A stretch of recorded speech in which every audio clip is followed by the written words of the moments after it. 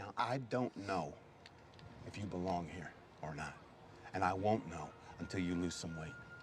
And I mean a whole lot of weight. Who knows? Maybe underneath all this manure there just might be a horse in there somewhere.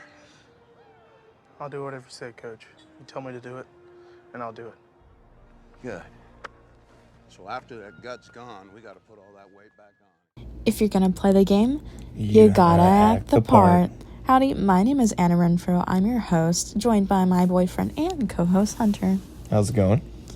So today we're going to be discussing the 2016 film Greater. So according to IMDb, Greater is the story of Brandon Burlsworth, possibly the greatest walk-on in the history of college football. Currently, Greater sits at a 7.3 out of 10 on IMDb, but Hunter, what would you rate it for sports accuracy? So, considering it's based on an actual true football story, it utilizes a lot of, obviously, like, real things that happen. Of course, you know, it's centered around a real university with real tradition, you know, in Arkansas.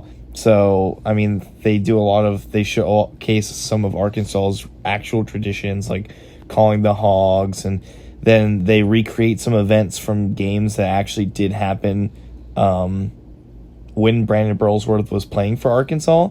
So it's pretty accurate. But there's a few things we'll get into that I think were a little inaccurate in terms of sports. So I'm going to give it, you know, I was going to say 7, but I'm going to say 7.5. I actually would agree with you. I would say, like, as for the acting part of it, I stand pretty confidently at a 7.5. I mean, overall, like, the film was pretty enjoyable. I have to admit, though, it took me a little bit, like, to get into.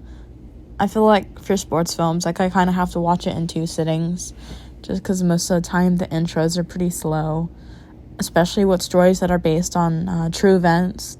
I noticed that a lot of sports films definitely take a lot of creative liberty with how well they string together true events.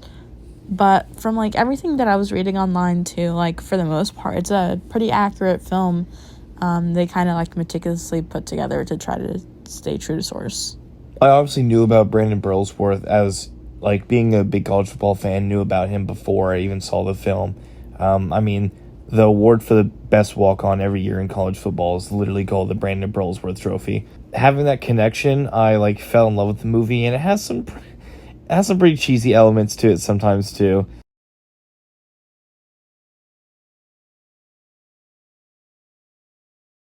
But it's really heartwarming, and I think something that is kind of underappreciated about the movie is, like, the actual, like, cinematography they use in some of it. I think that, like, they could have shot some of the scenes like they do, just, you know, like they didn't have to put that much effort into them, just kind of shoot them. But they did a lot of creative cinematography effects and things of that nature. That I think really added to a lot of the I really think added to, like, the overall movie and as a whole. Yeah.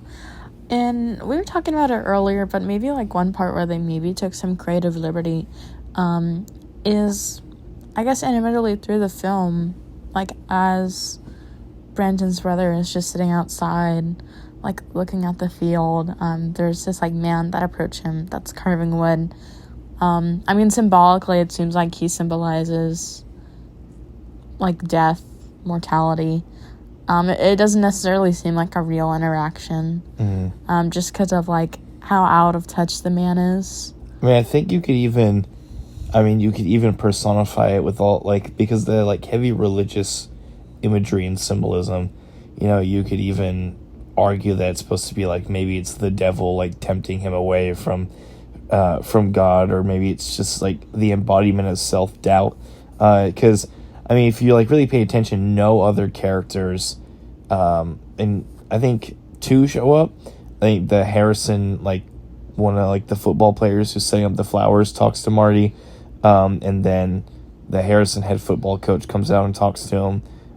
So there's, like, 2 interactions where they're, like, right next to this guy, and they don't say a word to him, even though he's talking, like, while Marty, Brandon's brother, is talking to these people. So you can tell he's obviously not real. He's just some kind of embodiment of something, however you would like to interpret that, which frankly I think was really cool. I enjoyed it. Yeah, I also think like how the film interacts with death itself is pretty interesting. A lot of sports films, I mean, that of course are based on true stories, it's hard to have spoilers for, because again, like, we know he died, and that's how the film starts off too. It starts off centered on like a funeral. Whose funeral? We don't know. But of course, like, we later come to learn that it is for Brandon, and then we come to learn closer of how he died, like how he was remembered and so forth, which the film like does like a pretty good job at doing. The film also does a great job with foreshadowing, kind of with how all the characters interact with Cars too. I have to say, Cars played a significantly like prominent role in this film. Were you ever at all like any kind of suspicious, like whenever they were sending Brandon off to college and they kept saying watch out for those big old trucks? Yeah, well, even after like graduation, I mean, Brandon kind of like viewed his car as like his safety net. Like, he like immediately like being pissed off after graduating high school, like he wants to rent his car and go away. And of course, like, his car breaks down, but his car to him symbolizes like his independence, to be independent, to go off to college, to become a Razorback, and like ultimately, as he's like using this mode of independence, is when he dies too, just being struck again by a big truck. That's foreshadowed pretty good. As someone who's not familiar with Brandon's story growing up, or even just a matter of like days before watching the film, just no idea like who he was, I was really, really touched with his story. I thought ultimately like the film stayed probably pretty true to character. I'd say one thing that really irked me though was kind of how his identity as like a very religious man, very like God-fearing, was oftentimes like used as a way to characterize him as naive. Like, he was generally like a kind of innocent dude, again, like very God-fearing, that played heavily into his role, especially with like his interactions with like his roommates, his teammates too. Like, he definitely like took that pretty close to heart. But I felt like in some scenes it was generally used to kind of write him off as just being inexperienced, young, just because of his faith. Yeah, I think that kind of ties into like the part that didn't sit well with me, and I mean, it may have been true. I mean, it happens sometimes. College football is like a whole nother beast in terms of like everyone's there, and they illustrate this point in the movie pretty well. And it's for the most part relatively accurate. If you want to get noticed playing college football, you usually have to be on a team that's winning. And this isn't always the case, but it's usually a pretty good rule of thumb. So like, for them to be absolutely ragging on Brandon 24/7 and bullying him and harassing him, from what I've seen, and again, obviously Northwestern this last year is a perfect example of this. There is like hazing and bad things that go on in college football, but like for coaches and for players to be constantly just like, screw you, dude, you know, like, you know, turd, fatty, you know, I don't see that happening at the clip that it was happening in the movie. Yeah, like a lot of times it just felt really overbearing. Like, again, like high school dynamics with grown-ass dudes. And most of the time, like, you're all on the same team. So what's the point in bullying and harassing someone, even if he's a walk-on, you know? Mm-hmm.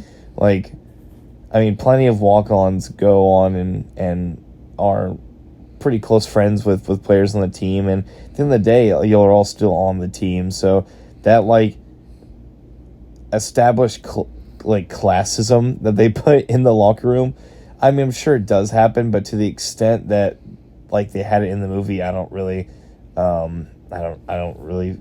believe that.